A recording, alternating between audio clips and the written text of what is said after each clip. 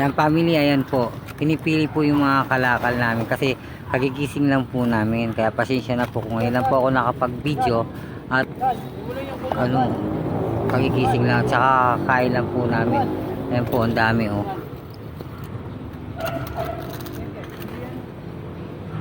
Sa hirap po ng buhay pero okay lang po, kaya naman po natin labanan. Darating rin po araw, aasenso rin po kami.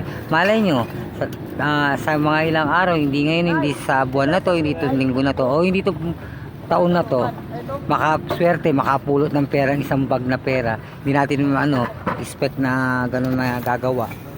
Mapupulot, di man sinasadya, di ba?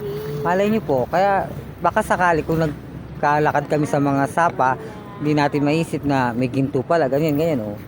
Swerte-swerte lang po yan ah. Baga kasabihan nga po, ang basura ay ang pera nasa basura.